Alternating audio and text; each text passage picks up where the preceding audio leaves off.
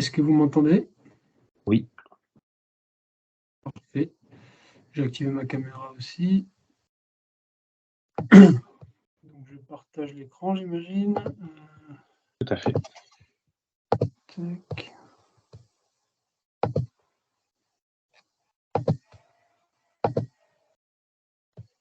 Est-ce que ça fonctionne? Oui. Essaie de passer ton présentation en plein écran peut-être? Voilà, parfait. Eh bien, du coup, je te laisse la parole pour 20 minutes. Ça marche. Merci pour l'introduction, Alexandre. Donc, moi, je suis Olivier Martin. Comme l'a dit Alexandre, je travaille à l'INRAE en tant que postdoc dans un projet européen, FireRes. Et aujourd'hui, je vais vous présenter une approche pour caractériser le combustible à partir de lidar aérien. Donc, ce qu'on attend par le combustible, c'est la végétation combustible qui est impliquée dans les feux de forêt. Donc, c'est un projet c'est un projet que je mène dans le cadre de ce projet européen, mais en collaboration aussi avec l'ONF pour les données terrain notamment, et bon, la mise en place des méthodes, etc., et l'IGN pour les données lidar. J'arrive pas à... Voilà. Donc, un peu de contexte rapidement. Donc, quels sont les facteurs déterminant les activités de feu de forêt?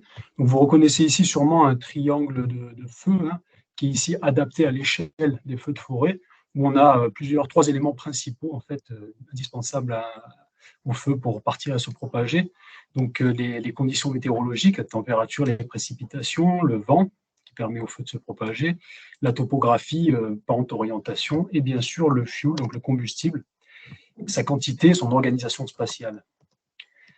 Donc, ce dernier élément, en fait, ce qui va nous intéresser là aujourd'hui, et notamment du fait que c'est un des leviers d'action qu'on a à court terme, contrairement aux autres, pour en fait gérer ces risques d'incendie en faisant de la gestion forestière, en intervenant sur ce combustible, son organisation, sa quantité. Donc, à l'échelle de la France, typiquement, comment est cartographié l'aléa feu, donc le risque de feu. Donc, il y a des approches mises en place par l'ONF à l'échelle départementale, dans certaines zones à risque, notamment dans le sud-est de la France. On a un exemple ici avec le Vaucluse, un département du sud-est, où c'est des typologies de végétation qui sont mises en place à partir d'images satellites, à partir des typologies de la BD forêt mises en place par l'IGN, de l'inventaire forestier national, donc ils croisent ces différents types de données pour aboutir à des types de végétation, des types de combustibles, auxquels sont associées des charges de combustible, donc des masses de combustible, qui sont utilisées dans des calculs comme la formule de Biram, par exemple, pour estimer l'intensité du front de feu à partir de cette masse. Donc maintenant, il y a un réel enjeu à caractériser plus finement le combustible, donc à une échelle et une résolution plus fine, et notamment pour observer la variabilité au sein de ces typologies que va mettre en place l'ONF, mais également il y a un intérêt national dans le contexte d'extension de la zone à risque à tout le territoire, en fait, avec du fait des changements globaux. Donc, quelles sont les métriques du combustible associées au comportement du feu? Donc là, je vous ai mis un petit schéma d'un modèle de comportement de feu très connu, Farsight, un modèle américain, mais il y en a beaucoup d'autres qui utilisent le même type de métrique. Donc, on va s'intéresser, vous allez beaucoup entendre parler de ça pendant ma présentation, à ces acronymes, donc habituez-vous dès maintenant. Donc, le CFL, le Canopy Fuel Load, donc c'est la charge de combustible, la masse de combustible par unité de surface. Le Canopy Bulk Density, c'est sa densité, donc la masse de combustible par unité de volume, qui vont être associés donc à l'intensité du feu notamment, et qui sont utilisés dans beaucoup de modèles de comportement de feu, comme je disais. Et au niveau de la structure, donc c'est une métrique qui est souvent utilisée, c'est le CBH, Canopy Base Height, donc la base de canopée, des hauteurs de canopée, qui va être notamment utilisée pour prédire un peu comment un feu de surface peut passer en couronne et donc devenir un feu de couronne, qui sont les feux les plus incontrôlables et les plus dangereux, les plus intenses, quoi. Donc, il y a un enjeu à mesurer ces différents types de métriques, et on comprend évidemment bien qu'avec des données comme le lidar et le lidar aérien notamment, on peut avoir sur de grandes surfaces des représentations 3D détaillées, notamment des profils verticaux de végétation. Donc, il y a un intérêt très fort à utiliser ce type de données qui sont de plus en plus disponibles, qui plus est, et en France notamment avec la campagne LIDAR HD menée par l'IGN. Mais bon, je pense que les collègues de l'IGN détailleront un peu ça. Mais bon, on a ce type de données qui sont vraiment très pertinentes a priori pour cartographier le combustible.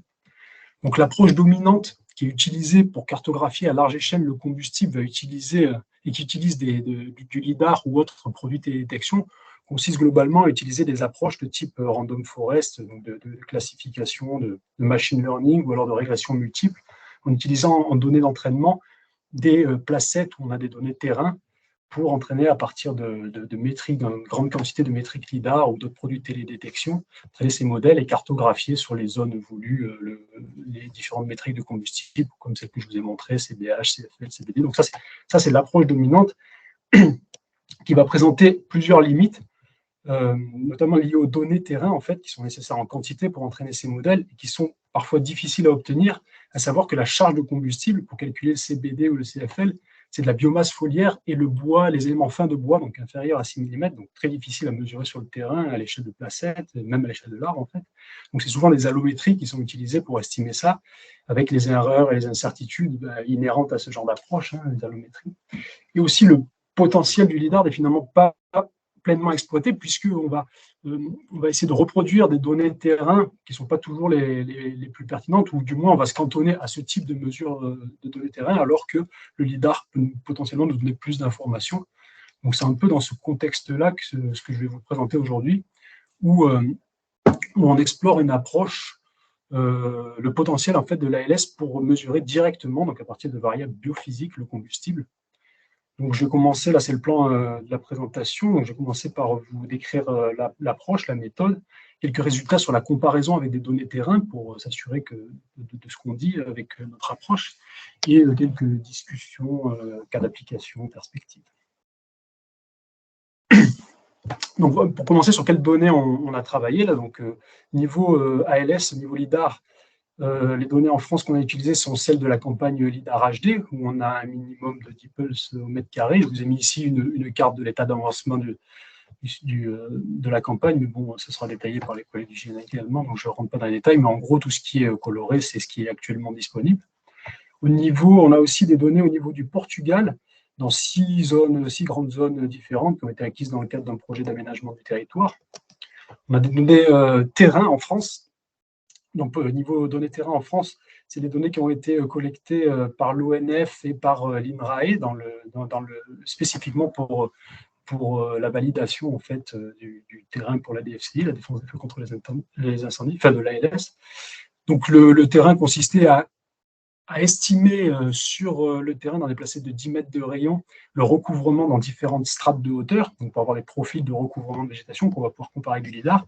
Et on a 183 placettes dans le sud-est qui sont représentatives d'une grande diversité de types de végétation, de type forestier, d'essence forestière, etc. Niveau Portugal, pour le terrain, on a 410 placettes sur lesquelles on a des métriques de combustible, donc ce dont je vous parlais, le CBH, le Canopy Base Height, donc la base de canopée, la hauteur de base de canopée, le Canopy Fuel Load, donc la charge de combustible qui est basée sur des allométries, et le Canopy Bulk Density, la densité de combustible, donc qui vont également nous permettre de valider une deuxième étape de notre approche. Donc voilà l'approche mise en place, la chaîne de traitement. Bon, je vous ai parlé au début, classification du nuage de points pour le sol, la végétation, normalisation pour la hauteur, pour aboutir ensuite à des profils, donc des profils verticaux de NRD, que beaucoup d'entre vous, on peut tout connaître sous le nom de RDI, j'imagine, Relative Density Index, qui est simplement le ratio entre le nombre de points, donc de hits dans une strate de végétation, et le nombre de rayons qui l'ont traversé, donc ça donne une densité de végétation dans la strate, donc on crée un profil dans différentes strates, un profil vertical de ça. On va après utiliser pour obtenir une surface de plante, donc à partir de modèles d'inversion du transfert radiatif. Donc, beaucoup d'entre vous doivent connaître ici également aussi.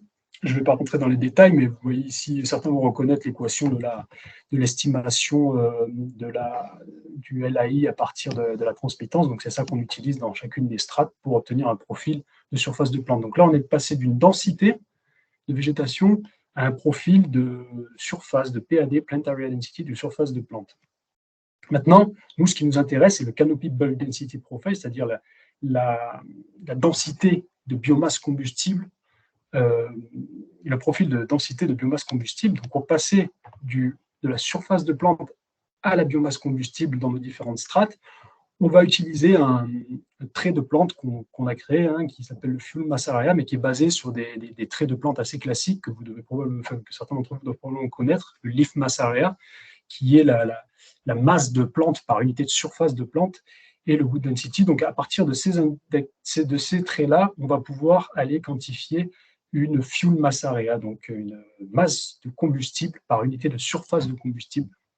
Ça nous permet de passer de notre surface de plante à notre biomasse combustible par strate, donc avoir des profils de biomasse combustible. À partir de ces profils-là qu'on observe ici, ça c'est un profil théorique que j'ai mis pour l'exemple, où on va avoir, en fonction de la hauteur, notre densité, notre masse combustible, quoi. On va aller établir un seuil qui va nous permettre d'aller identifier nos différentes métriques pertinentes pour caractériser le combustible, donc le Canopy Base Height, et les métriques de charge de combustible en faisant une intégration verticale de nos valeurs de CBD dans la strate de Canopy. Donc ensuite, on évalue en fait, c'est les résultats que je vais vous montrer là, où on va évaluer à 2 étapes, à partir des données terrain en France, des profils de recouvrement de végétation au terrain, on va évaluer notre approche de densité de végétation là, qui est à cette étape-là. Et on va également évaluer notre quantification des métriques de combustible basées sur notre approche avec les données du Portugal terrain de métriques de combustible. Donc les résultats pour la comparaison entre le recouvrement terrain, qui est ici en ordonnée, et le NRD-ALS, donc la densité de végétation à l'ALS, donc cette étape-là. Chaque graphe représente une strate de hauteur, chaque point une placette ONF, et on observe du coup dans la strate la plus basse, entre 0 et 50 cm, qu'il n'y a pas de relation entre la donnée terrain et la donnée LIDAR, pour le NRD. Donc on caractérise très mal en fait dans cette strate-là, à partir du LIDAR, la végétation. La densité de végétation, c'est pas fiable, quoi, probablement dû à des effets d'occlusion et aussi de classification, problème de classification sol-végétation qui se passe dans ces strates-là, évidemment. Donc on a des travaux en cours pour améliorer ça, notamment avec Maxime Souma de l'INRAE Recover à Aix-en-Provence. Ensuite, on voit qu'entre 50 cm et 1 mètre, on a une relation qui est faible, mais bon, significative tout de même. Et au-delà d'1 mètre, on commence à avoir de bonnes relations entre le terrain et le LIDAR. Une petite dégradation au-delà de 5 mètres, notamment due au fait que c'est assez difficile sur le terrain d'estimer le recouvrement à ces hauteurs-là pour un agent au sol. Bon, il y a d'autres explications également.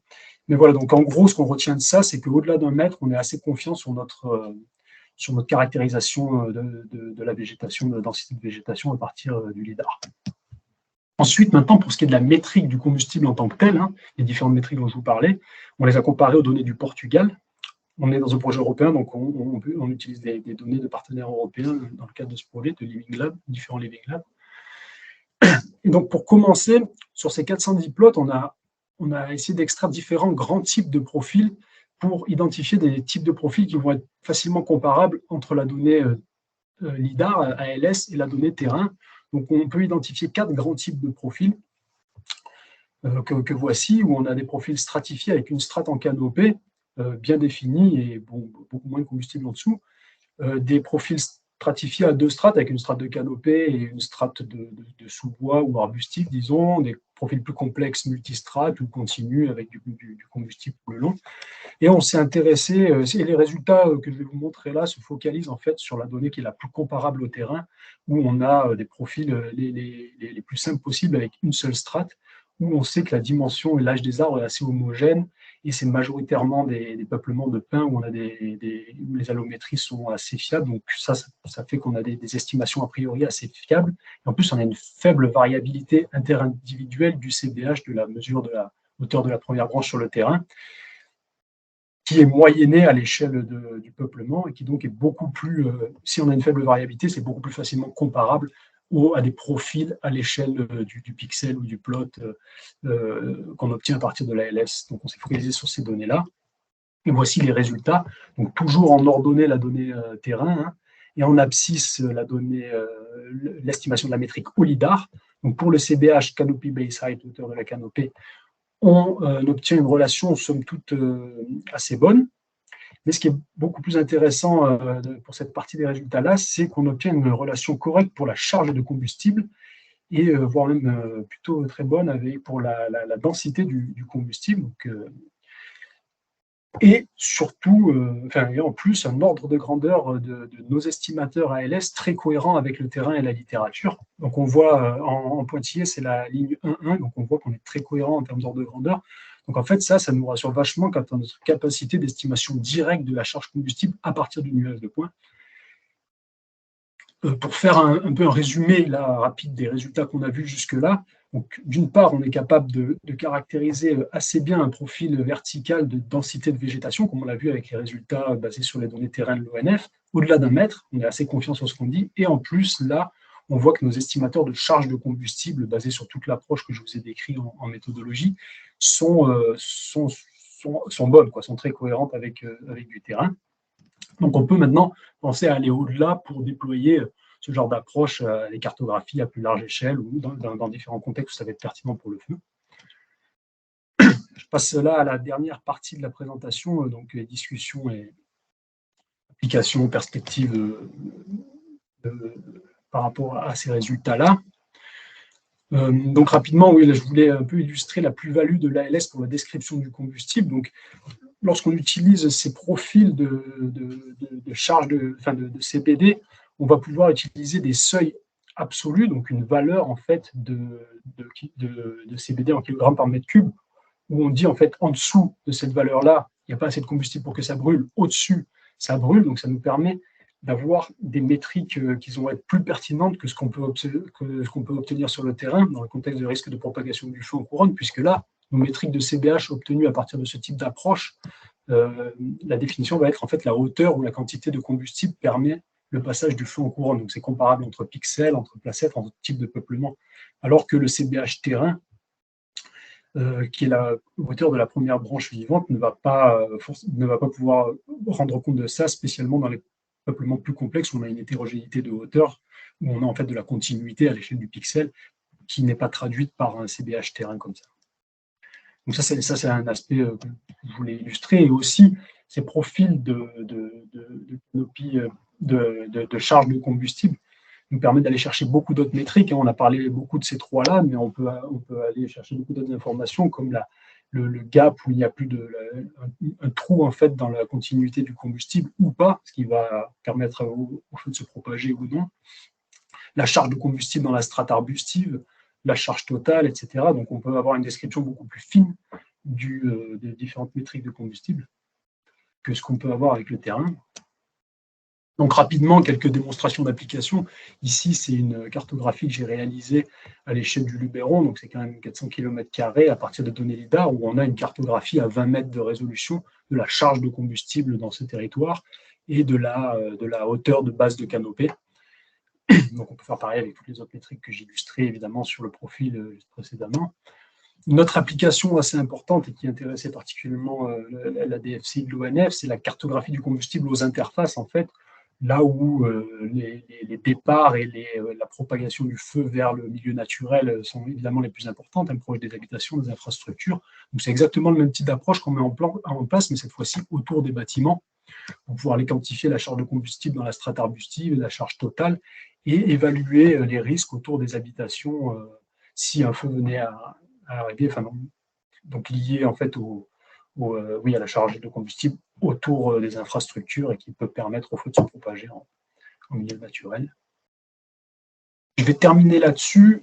Donc les perspectives et les travaux en cours. Donc j'ai mis l'amélioration des estimateurs de PAD parce que je pense que ça en intéresse certains de l'audience ici, où on travaille aussi à aller. Ce que je vous ai présenté, c'est globalement des approches d'estimation du PAD basée sur les approches de Bouvier et al., un peu plus élaborées, mais c'est globalement la même chose. Et on explore aussi des approches un peu plus complexes sur du lancer de rayons, donc du retraçage de la trajectoire optique des rayons, etc., notamment pour prendre en compte l'agrégation de la végétation. Enfin bref, c'est un peu trop de détails là peut-être. D'autres perspectives sont l'évaluation et la précision des typologies existantes, donc voir comment se distribuent nos métriques de combustible qu'on peut arriver à quantifier finement dans des typologies existantes comme celle de l'ONF que je vous présentais au début, ou des typologies plus larges, européennes, puisqu'on est dans un projet européen ici. D'améliorer la caractérisation des strates bases, j'en ai parlé rapidement. Et aussi, oui, l'augmentation de l'échantillonnage des placettes. On a beaucoup plus de placettes que ces 183 que je vous ai présentés dans les résultats, mais on en a maintenant près quasiment 500 qui vont être traités et qui vont nous permettre aussi d'analyser divers facteurs sur les estimateurs comme les espèces, le type de capteur, la pente, la phénologie. Et ça, c'est des travaux que mène Charlie Turnier avec nous à l'INRAE dans le cadre d'un CDD d'ingénieur d'études. Donc, je vais m'arrêter là. Merci de votre attention. Merci à l'ONF pour le partage et la prise de données terrain des FCI, là, des recouvrements, et à l'IGN pour le partage des données en bloc et des métadonnées de la RHD. Et voilà, j'espère que je n'ai pas fait exploser l'horaire. C'est bon, merci Olivier. Donc on va pouvoir passer à quelques questions. On a un peu plus de 5-10 minutes. Donc vous avez deux options pour poser les questions. Soit vous la posez de façon textuelle dans le canal Q et R. J'ai posté un premier message qui a dû vous mettre une petite icône rouge sur le bouton pour le trouver. Ou si vous préférez, vous pouvez lever la main et dans ce cas, je vous ouvrirai le micro pour poser la question en vocal. Donc je vous laisse ceux qui souhaitent poser une question. C'est à vous.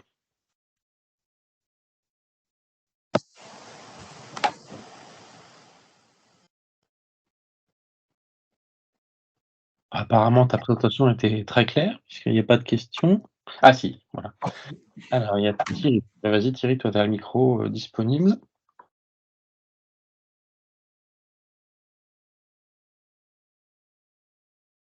Thierry, on ne t'entend pas.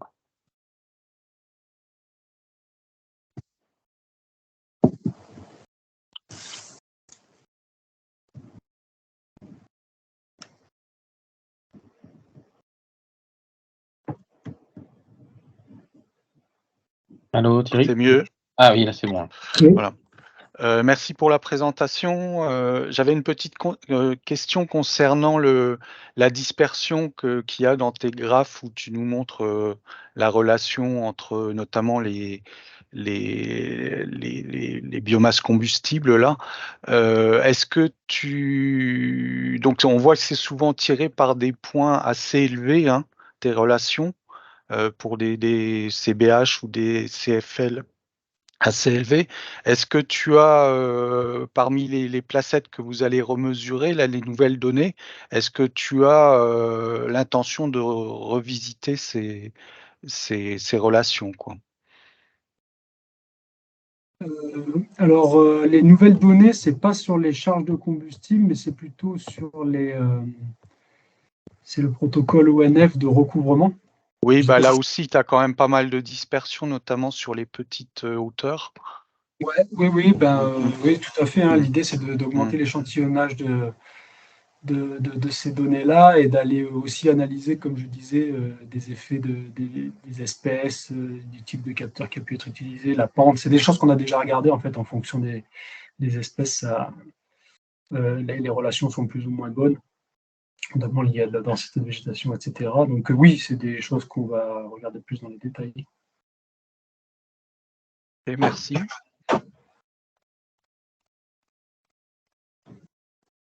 Jean-François à côté, une question également? Oui, merci Olivier pour la présentation. Je me demandais, tu viens de mentionner justement que tu regardais au niveau des combustibles, au niveau des espèces. Est-ce que tu tiens compte justement dans tes facteurs de conversion du type d'arbre que tu as pour calculer tes CBD, tes tu vois, tu vois là cette diapo. Donc je disais le FMA, là? Ouais. Voilà, pour passer du PAD au CBD, je vais utiliser des traits des traits de plantes, donc qui sont espèces dépendants. Le LMA et le wood density.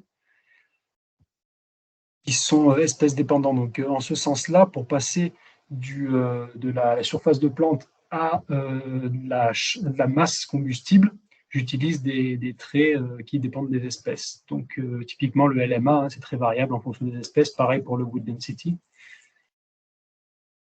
Ça répond à ta question. Oui, oui. Puis les relations que tu utilises, c'est des relations quand même très globales ou nationales, ou ça a-tu été calibré en France, ou c'est des relations qui sont faites plus à l'international? Quand tu dis les relations, c'est les valeurs de trait que tu veux dire? Oui, les valeurs de trait, oui, excuse-moi, oui. Oui, les valeurs de trait, tu vois, j'ai mis des articles scientifiques de référence, donc il y a des bases de données de traits à l'échelle de l'espèce que j'utilise. Par contre, pour ce qui est de sur l'empreinte LIDAR, pour savoir quelle espèce on a, en fait, là, j'utilise... Bon, dans le cas des placettes, évidemment, je vais utiliser les relevés floristiques, hein, les inventaires forestiers, où je vais prendre la valeur du trait pour l'espèce dominante. Mais à plus large échelle, on va utiliser typiquement les données de l'IGN, de la BD Forêt, où on a des polygones à l'échelle de l'espèce parfois, mais parfois c'est des types de peuplement, où là, je vais aller chercher des valeurs de traits qui sont plus moyennées sur des types de peuplement, genre maquis, différents types de peuplement plus généraux. Et pareil, il y a de la littérature scientifique pour associer des traits de plantes à des peuplements. OK, super. Merci beaucoup.